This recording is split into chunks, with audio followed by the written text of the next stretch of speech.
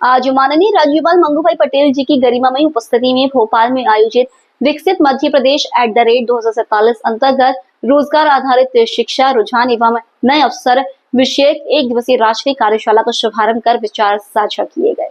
प्रदेश में शिक्षा के क्षेत्र में नवाचार किए जाएंगे। दुग्ध उत्पादन में मध्य प्रदेश को नंबर 1 बनाने का संकल्प है। इसके लिए सभी विश्वविद्यालयों में वेटरनरी कोर्स शुरू करेंगे। गुरु वही होता है जो अंधकार से प्रकाश की ओर ले जाए। इसी भाव को आदर्श मानते हुए हमने तय किया कि मध्य प्रदेश में कुलपति को कुलगुरु के नाम से संबोधित किया जाएगा। हमें गर्व है कि श्री कृष्ण शिक्षा ग्रहण करने मध्य प्रदेश की धरती पर आए। उनका संपूर्ण जीवन आज भी हर विद्यार्थी के लिए ज्ञान, अनुशासन और साधना का प्रेरणा स्रोत है। मुझे इस बात की प्रसन्नता है कि भगवान कृष्ण ने कंस को तो मारा है, लेकिन कंस को मारने के बाद अगर शिक्षा ग्रहण करने कहीं आए तो मध्य प्रदेश की धरती पे आए, सांदीपनी आश्रम को गौरवान्वित किया और शिक्षा भी क्या शिक्षा ग्रहण की उनने। और इसीलिए वो हमारा उस समय का सिलेबस, उस समय की शिक्षा पद्धति, वो जो चीजें हैं उसको पुनर्स्मरण, पुनर्जागरण करने की जरूरत भी है कि कैसे कोई एक विद्यार्थी अपने काल में 64 कला, 14 विद्या, 18 पुराण, 4 वेद और वो शिक्षा, ऐसी शिक्षा जिसकी सबसे बड़ी परीक्षा महाभारत के काल में जब युद्ध के घनघोर नगाड़े बज रहे हों, उस समय का कोलाहल भरा माहौल है, लेकिन वो मुंह पे शिक्षा ही तो आ रही है। ये कैसा दौर, कितना अच्छा दौर है, जिसके लिए अब में उसके गीत के भाव में पुराने फिल्म में एक अच्छा गाना आया था। उस पंक्ति से अपने को ध्यान में आता है कि हाँ, हम देश के वासी हैं, होठों पे सच्चाई रहती है, दिल में सफाई रहती है। तो जो होठों पे सच्चाई लाए और दिल में सफाई लाए, वही तो शिक्षा है। और वो तभी आ सकती है जब रोम रोम में समा हो जाए। तो मैं मान के चलता हूँ आज का जो आपने रोजगार सृजन के साथ शिक्षा की बात कही है, तो हमने अपनी शिक्षा नीति के परिवेश में बहुत सारे प्रकार से वो सारे प्रयोग भी किए जो पूरे देश में हो सकता है नवाचार के रूप में जाने जाए, अग्रगण्य के नाते से जाना जाए।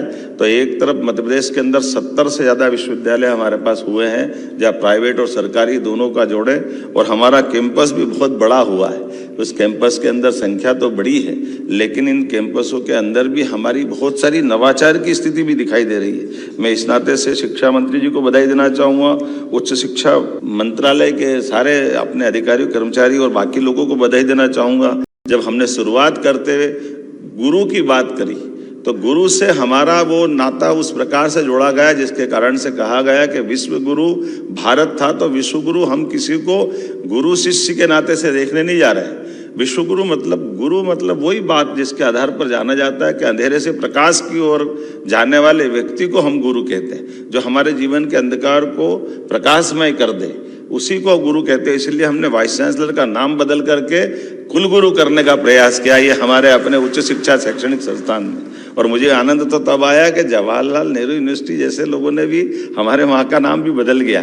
तो ये अब अपनी यात्रा कहाँ से कहाँ जा रही है, अपनी मध्य प्रदेश से दिल्ली की तरफ ये यात्रा से आखिरकार वो सब प्रकाश दिया जिसकी आवश्यकता है।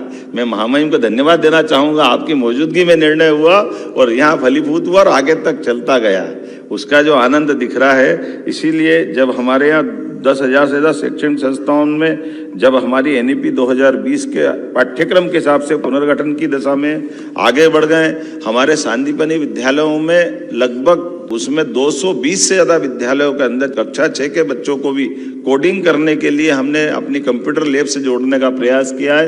ये जो हमने कहा कि केवल शिक्षा केवल कागज की डिग्री लेने के लिए नहीं हो, उसका जीवन में उपयोग हो और भविष्य की चुनौतियों से वो लड़ने में या उसको समझने में समर्थ हो।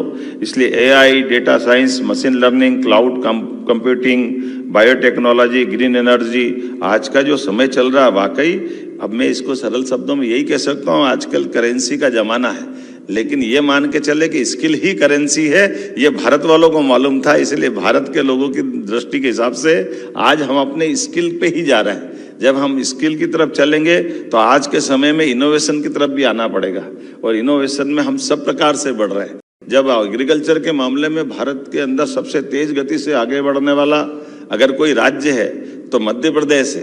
तो मुझे इस बात की प्रसन्नता है कि केवल हम खेती नहीं कर रहे हैं, खेती की शिक्षा, एग्रीकल्चर एजुकेशन भी हमारे सामान्य विश्वविद्यालय तक ले गई। ये हमारे लिए बड़ी बात है। हमारे चारों तरफ आज जो वातावरण बना है देश में, अपना उच्च शिक्षा विभाग इसमें अग्रगण्य भूमिका निभा रहा है कि हाँ, हम अपने विद्यार्थियों के लिए अगर वो शिक्षा के बाद कोई सर्विस में जाए तो, अन्यथा अपनी खेती किसानी भी करे तो उनकी शिक्षा दीक्षा भी आधुनिक तरीके से होना चाहिए, इसमें क्या कष्ट हो।